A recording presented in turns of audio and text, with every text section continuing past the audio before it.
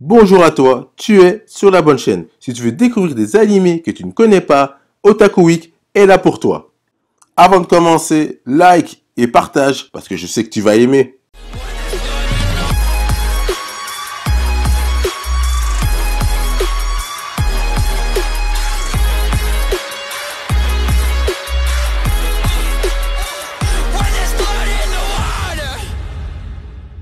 On commence avec Akame ga Kill. Sorti en 2014, l'anime est composé de 26 épisodes. On suit l'histoire de Tatsumi, un jeune combattant qui s'est rendu à la capitale pour sauver son village. Malheureusement pour lui, il va tout se faire dérober par une femme. Il va par la suite faire la rencontre des Night Raid, qui vont vouloir le recruter afin qu'il les aide dans leur combat contre l'Empire et la corruption.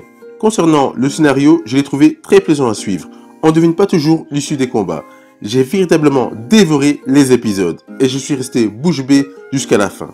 Mon seul véritable hic vient du fanservice qui est assez fort présent, mais au final, ça n'empêche pas de savourer pleinement cette aventure. Par rapport au personnage, je parlerai principalement du héros, Tatsumi. J'ai vite été conquis par lui après ce premier épisode. Bien qu'il a pu paraître parfois trop simpliste, j'ai directement senti un fort potentiel en lui et je savourerai chacun de ses combats. Au niveau des autres protagonistes, un travail a également été effectué de ce côté-là, qui fait qu'ils avaient tous un petit quelque chose qui les rendait spécial. Et celle qui sort du lot est Akame, une froideur incomparable. Son vécu, sa maniabilité de l'épée, je pense même que c'est peut-être ma vraie number one de cet animé. Au niveau de la bande-son, je n'ai pas eu de coup de cœur pour les openings et endings. Lost, elle, nous plonge parfaitement dans les combats. De plus, le bruit des épées, un vrai plus. Je kiffe vraiment ça. Côté animation, je l'ai trouvé assez bonne. Vraiment très bien faite au niveau visuel et les chara-design ne souffrent d'aucun défaut particulier. Conclusion. Je sais plus comment je suis tombé sur cet animé, mais si vous aimez les aventures, les combats avec une histoire qui tient la route, c'est un véritable must. J'ai véritablement pris mon pied devant cet animé. Avant de passer à la suite, like si c'est toujours pas fait et partage si tu apprécies. Je passe maintenant à Terraform Mars. Sorti en 2014, il est composé de 2 saisons de 13 épisodes. Il existe également 2 OAV qui se passent avant les 2 saisons. Je le dis de suite, il n'a pas plu à tous. Et pourtant, je vais vous dire pourquoi moi, je le recommande quand même. Afin de rendre Mars habitable pour l'espèce humaine, des scientifiques du XXe siècle ont envoyé en masse des algues et des cafards sur la planète rouge pour fertiliser le sol et purifier l'air. Un demi-siècle plus tard, l'homme est menacé de voie d'extinction à cause d'un virus et se doit de conquérir Mars pour créer un vaccin. Entre-temps, les cafards ont subi une mutation en devenant des cafards humanoïdes. Suite à l'échec des 2 premières équipes envoyées sur place, certains humains ont dû subir des modifications génétiques visant à implanter en eux des caractéristiques d'organismes non humains pour lutter contre ces monstres. Au niveau du scénario, je l'ai trouvé fort surprenant et osé. Des cafards géants. C'est quoi ce bordel? Et franchement, ça fait bizarre au début, mais une fois rentré dans cet univers, il se regarde facilement. Comment est-ce que l'humanité va faire pour se débarrasser de ces monstres? On a une vraie intrigue qui se développe au cours de l'histoire pour comprendre ce qu'il s'est passé. J'attends une suite en animé car je suis resté sur ma faim. Au niveau des personnages, que dire sans trop en dire? On a droit à un petit background afin de mieux comprendre certaines réactions des protagonistes. Celui qui gagne des points dès le départ est Akari Isamaru. J'ai trouvé sa cause noble, donc dès l'épisode 1, j'étais conquis. On peut pas dire que les personnages sont fort développés, mais l'essentiel est là. Au niveau de la bande son, que dire, si ce n'est que le bruit des cafards, il est très loin d'être très agréable à entendre. Sinon, je trouve que Lost est assez bonne de manière générale.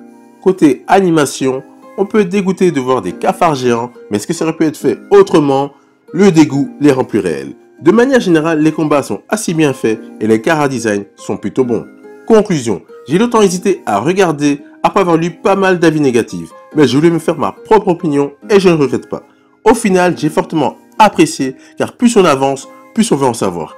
Que s'est-il passé pour que de simples cafards évoluent de la sorte? Je termine avec un animé un peu plus soft ou pas. Je vais parler de Eden of the East. Sorti en 2009, l'anime est composé de 11 épisodes et de 2 films pour clôturer cette aventure. Pour ceux qui préfèrent, il existe un film qui reprend les 11 épisodes. 3 mois après l'envoi de 10 missiles au Japon qui ont fait 0 victime, Saki Morimi, une étudiante japonaise qui est partie seule de son côté lors d'un voyage de fin d'études à Washington, se retrouve mêlée à une terrible affaire suite à sa rencontre avec Akira Takizawa, un japonais amnésique qui n'a sur lui qu'un téléphone et un pistolet. Ce dernier voit subitement son compte recevoir de l'argent après l'explosion d'un 11e missile qui fera cette fois-ci des victimes. D'entrée de jeu, on est dans le questionnement. Qui est véritablement Takizawa?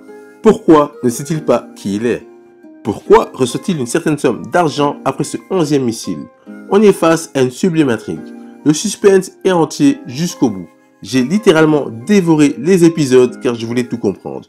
On peut également mettre en avant ce véritable lien qui se crée entre Morimi et Takizawa qui est vraiment plaisant à voir. Au niveau des personnages, Takizawa est intriguant dès le départ. Est-il gentil ou méchant? J'ai fortement apprécié ce personnage atypique. Concernant les autres protagonistes, on mettra plus en avant Morimi, car elle accompagne notre héros, son développement est plutôt intéressant et réaliste. Côté bande-son, elle m'a assez plu de manière générale. L'opening n'est pas marquant, mais l'ending est parfait. En ce qui concerne Lost, elle est assez agréable et bien placée pour encore mieux apprécier cette œuvre. Du point de vue de l'animation, j'ai fortement apprécié. J'ai trouvé les décors assez beaux. Côté chara-design, je ne peux pas dire que leur tête m'est vraiment plu. Je ne suis pas un spécialiste, mais ce n'est pas un plus à mes yeux. Conclusion. L'œuvre se doit d'être vue dans son entièreté pour parfaitement la savourer. Ce genre d'histoire peut rester longtemps dans votre mémoire car elle est vraiment captivante du début jusqu'à la fin. Voilà, c'est fini pour cet épisode. N'oublie pas de liker et de t'abonner si ce n'est toujours pas fait. On se voit à la semaine prochaine pour de nouvelles aventures.